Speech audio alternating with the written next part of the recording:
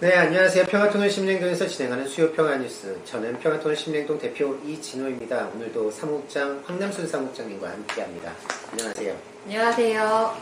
네, 4월 11일 한미 정상회담을 앞두고 한국 정부의 미국 라인들이 분주하게 움직였습니다. 이동훈 한반도 평화교섭본부장, 그리고 김현종 청와대 국가안보실 2차장, 강경화 외교부 장관 다 미국을 갔다 왔어요. 네, 한미 간의 입장을 조율하기 위해서라고 하는데요. 제가 보기에는 미국의 입장을 한국이 이해하기 위한 방미였던 것 같습니다. 네, 스티븐 비건 미 국무부 특별대표의 카운터 파트너 이동훈 한반도 평화교섭본부장이죠. 얼마 전 강연을 통해서요, 한미, 북미 간 논의되고 있는 내용들을 이야기했습니다.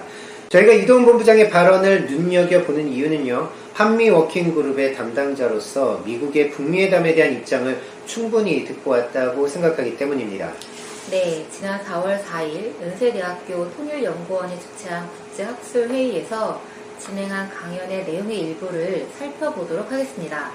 미국과 북한은 비핵화뿐만 아니라 평화체제, 관계 정상화, 신뢰 구축 등의 문제에 있어 대화를 하고 있고 이것이 비핵화의 기반을 이루고 있다고 말했습니다. 그러면서 제재를 통해서 북한의 특정한 행동을 이끌어낼 수는 있지만 기본적인 문제는 해결하지 못한다라고 이야기를 했고요. 협상의 근본적인 해결은 제재가 아니다라고 이야기를 했습니다.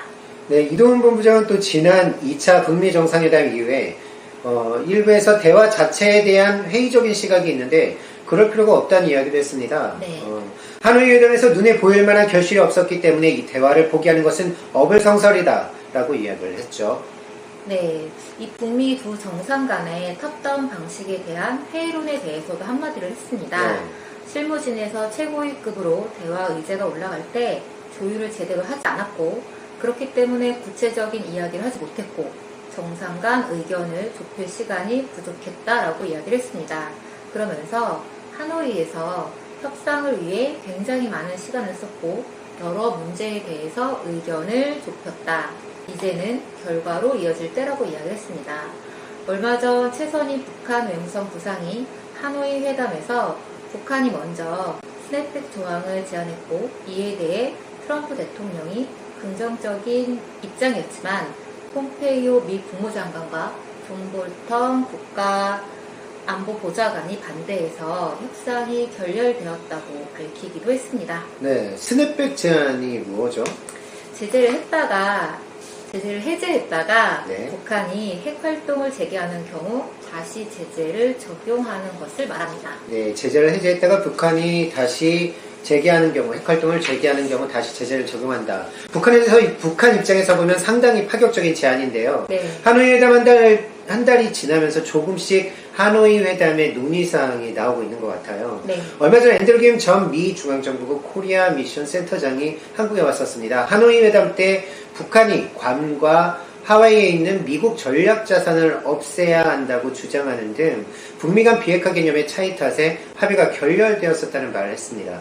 네. 정리를 해보면요, 북미 간 신뢰 형성, 한반도 평화체제 구축, 그리고 한반도 비핵화라는 목표는 같은데 여기까지 가는 구체적 로드맵에서 차이가 나서 합의문이 안 나왔던 것 같습니다.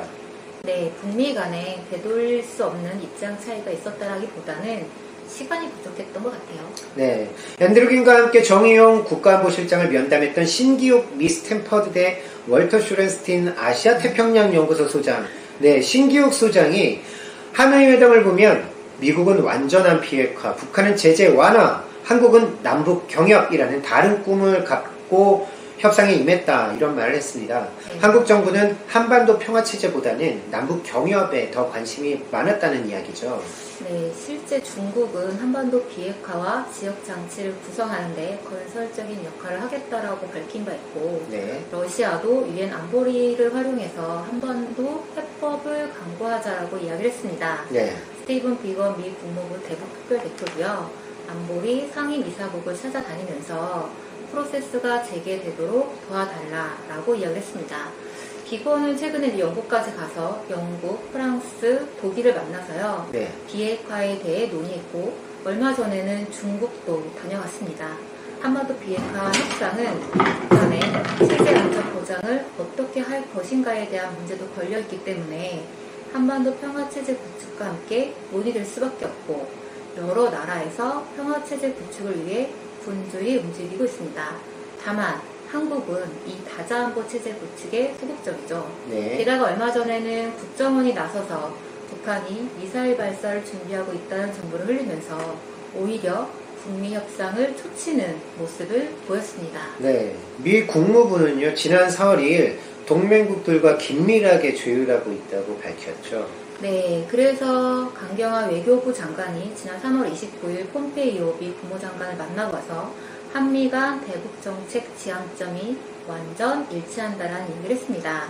그리고 김현종 청와대 국가안보실 2차장도 4월 5일 비핵화 논의의 최종 목적지와 로드맵에 대해서 한미 간 의견이 일치한다고 했습니다. 네. 혹자는 대북 강경 모드인 미국을 한국이 설득한 것이냐 해석을 하는데요. 북미 협상을 제대로 이해하지 못한 한국 정부가 미국으로부터 충분한 설명을 듣고 왔다고 봐야 할 것 같습니다. 네. 지난 3월에도 북미 간 협상을 둘러싸고 많은 일들이 있었습니다. 그리고 4월이 돼서 더 분주해진 것 같은데요. 네. 문제는 이 분주한 상황들을 정확하게 바라보는 것이겠죠. 그래서 수요 평화 뉴스가 있습니다. 오늘 여기까지입니다. 다음 주 뉴스 기대해 보겠습니다. 감사합니다. 감사합니다. 무슨 소리래요? 뭐가?